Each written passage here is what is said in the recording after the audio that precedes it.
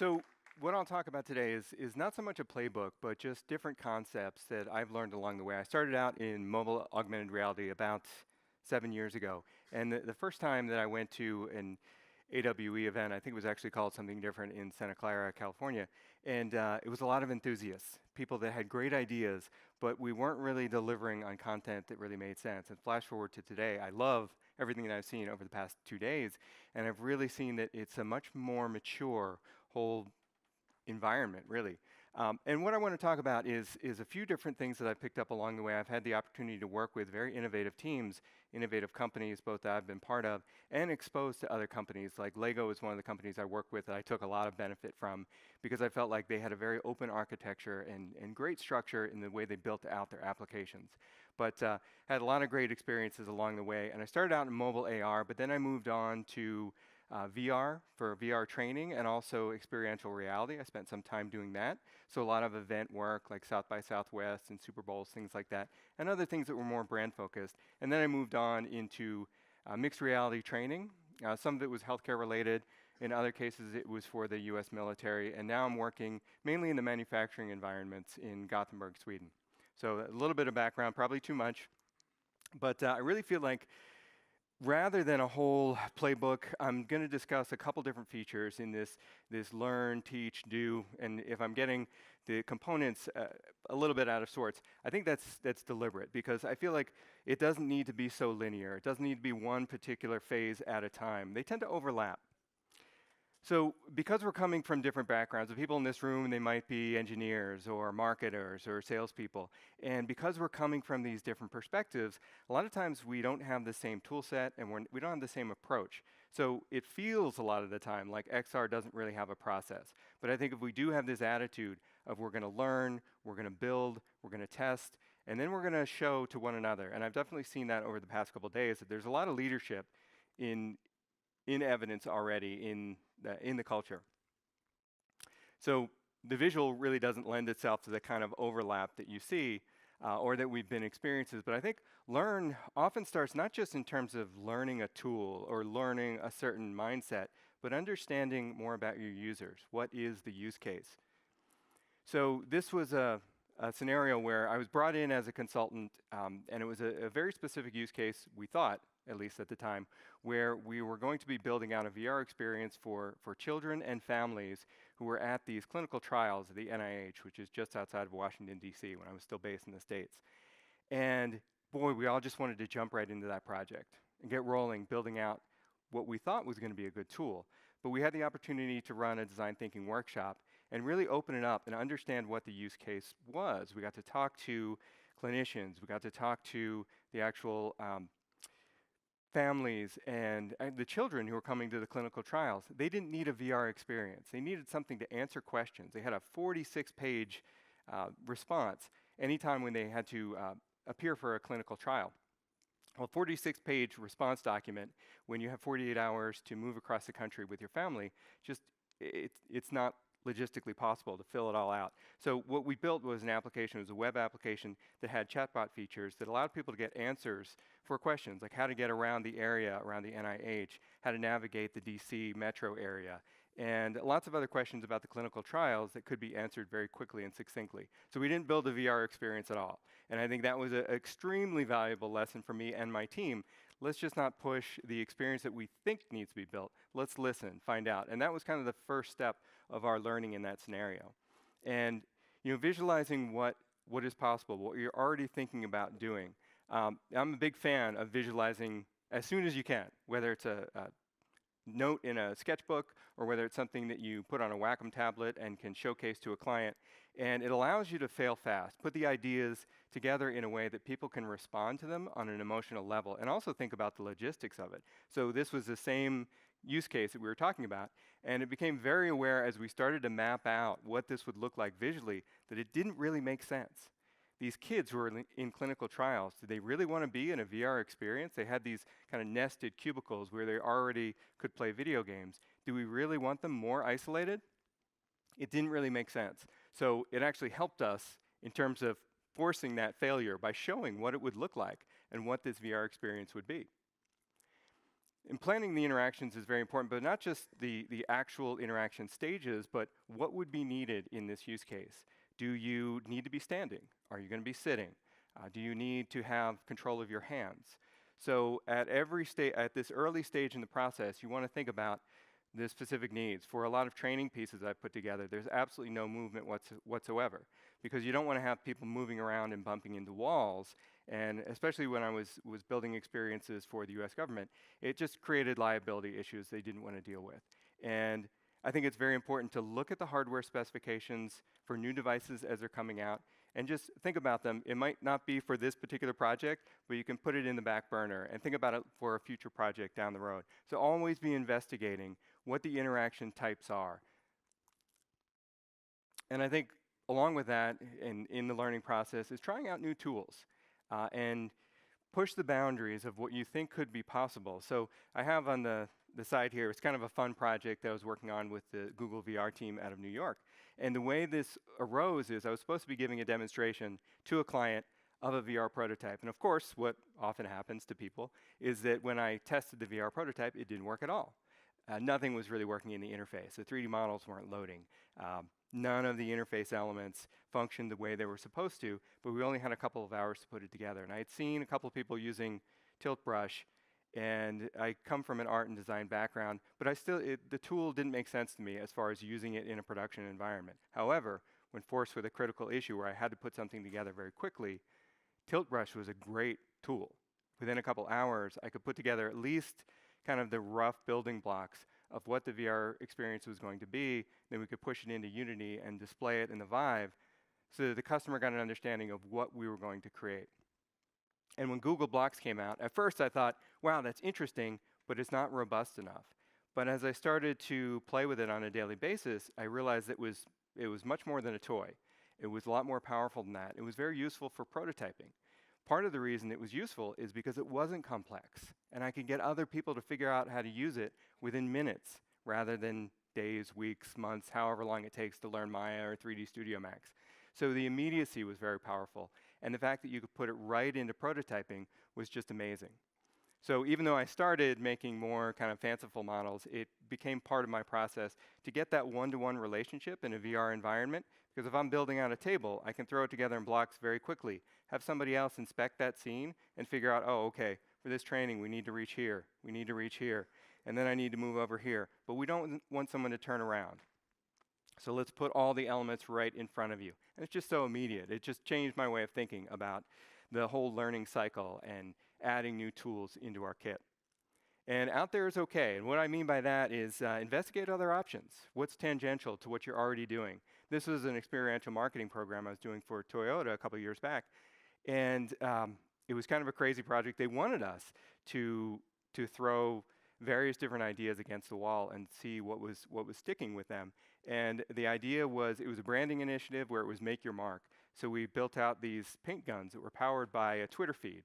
And I didn't know anything about robotic paint guns. I didn't know anything about how paint splatter would work against a wall or creating kind of an algorithm for designing artwork on a wall as it was created with these robotic guns. But you know, that uncertainty allowed me to test other options down the road. And frankly, the team was able to build out new concepts they hadn't thought about themselves. Like the developers who were writing these scripts for the algorithms of how to generate artwork, I think they were having a really fantastic time. And it created a lot of energy on a project that had a very short time frame. Now the do cycle, I'm one of those people, I like to just jump right in and start working. Once we've decided what we're going to do, let's just get rolling. And I feel like it's so important. A couple of the organizations I've been part of made it mandatory to have this kickoff where you would just map out every stage of the process. Who's got responsibility for what? How many developers? Who's the lead developer? Who's got the point of contact with the customer? What happens if all that fails? What's our other option? And I often see this step getting missed. Many of you might be doing it already, but I think it's fantastic to just have this even before you start your active production. Decide what programs you're going to be using, what game engines, the software that you might be needed that's more of a support. And then, of course, if you've already decided on your hardware, solidify it at that point. Once you get into building the experience, mapping out the interaction steps, just make it as simple as possible. And this was an active case where we were putting together a satellite array, or it was a virtual training for a satellite array, and the components had to be assembled in a certain order. Now we had a work instruction, so it was part A, then part B, then part C, but the developers had a really hard time understanding what piece went where. But we could put together very quick thumbnails, and they could understand by labeling the models and then taking very simple descriptions like this and sending it via email or even just making digital whiteboards. We could walk through the process very quickly and get to the point of having these thumbnails on a Wednesday and having a fully developed prototype by Friday. And by drawing it out, you learn as you go. I guess I have a little bit of a type issue up there, but I'm not going to worry about it. And pick your pipeline early. And I think I haven't heard a lot of discussion about game engines this week because I think most people are already decided or their current workflow has dictated what they're using. But keep yourself open to the different options. I've used several different game engines, and oftentimes it might even be that you're going to use something other than a game engine to put together your content, or something that's a little bit off the beaten path. Like for putting together a lot of training, many times I've used Play Canvas just because it's very simple and straightforward. Unreal I tend to like because I don't have as much of a coding background, so the blueprint system makes a whole lot of sense for me, and it looks great when you get it up and running. But it's really geared more towards certain platforms, whereas Unity is much more open-ended. And of course, for mixed reality, most people are using Unity. But investigate what makes sense for your team, what they've already used in the past, and how much learning will need to happen to get people up and running for whatever platform you've chosen. And document your process. I'm not definitely pitching for Trello in this case. Trello is just one very informal option that allows people to understand what their dependencies are and step through these. I think on the screen here I've listed out some concepts that were being built out. And it was just a great way to vet the ideas, for people to test those ideas and get natural feedback. And this was for remote teams. They're based all over the country, and it was the best way that people could communicate prior to having a phone call or a video conference to then decide what were the paths forward for various different projects. And don't forget along the way to tell a story. And I feel like even though you might have a specific roadmap and people have their deliverables set, a lot of times we forget to focus on how the story moves forward from a user point of view. What motivations drive someone as they're participating in a VR training? If it's broken up into chapters, is it a realistic amount of time? Keep testing it. Test it internally. Test it with a group of people that you know. Test it with a development team that works across the hall. As much as you can, test that story aspect of it. Does it really make sense? And it's even true of, I see it missed a lot in mixed reality or augmented reality, that people say, well, it's a fixed location, or maybe we're already moving through and the training will dictate what the story is. But don't forget that most users haven't experienced mixed reality or virtual reality for a very long period of time. They don't have that same sense of, you can sit down with a book, a Harry Potter book, and read it all the way through. People don't like to spend that much time in it, and they need to know what the narrative is going to be. What's the end point of what I'm doing right now? Is there gamification built into it? How does that fit in with the story that you're telling? And while you're doing that, define where things sit in time and space. And I'm coming back to this again, but that whole visual metaphor. I'm a visual person, and I've seen it help in many different types of workflows. Map it out as simply as you can, as quickly as you can. It'll get more detailed along the way. But you'll know what happens where. This was for a virtual reality piece we were doing for Toyota a couple of years ago, and it was a very short time frame. So the first version was on rails. It had to be. And so we had to map out the experiences and distractions that were happening along the way as you're driving through a city. And because it was so fast, we had to make sure that if people were developing interactions at certain different points, that they could just see on the map very quickly, even before we got into the 3D modeling, what they needed to build out. So the teach part of it, again, supporting innovation happens every day. And I think when it comes to sharing, a great way to do it is to have people present their ideas, kind of like I'm doing now, and I've seen all this week, but in whatever way that makes the most sense. So if it's a PowerPoint, if it's taking a couple sketches on a whiteboard, share it with your immediate teams. If you can share it with the entire company, that's even better. If you can do it in a meetup type scenario, that's fantastic. I think that it tends to grow ownership of projects. If people can then talk about some of the mistakes they might have had along the way, what they learned, and what they want to investigate into the future. And everybody's already doing it here, but step outside your comfort zone. If you're going to really vet your ideas, test it outside the box you're already in.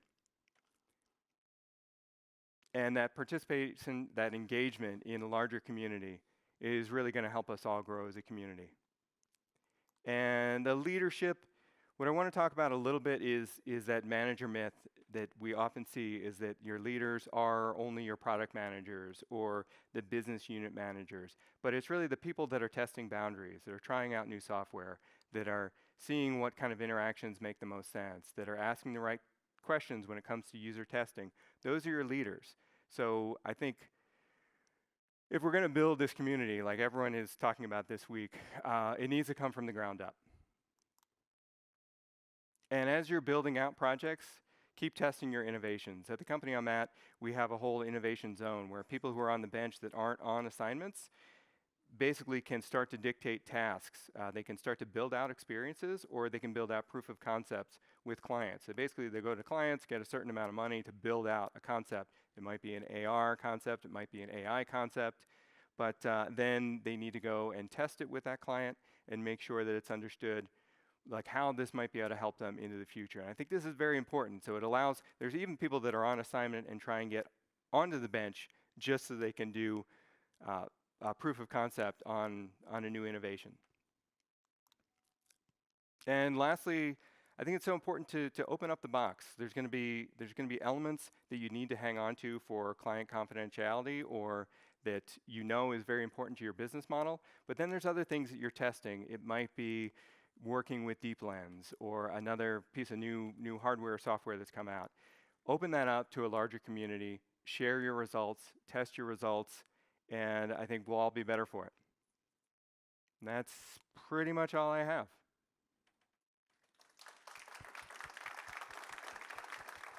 Thank you, Matt. Thank you, everybody. So, anyone got a question for Matt?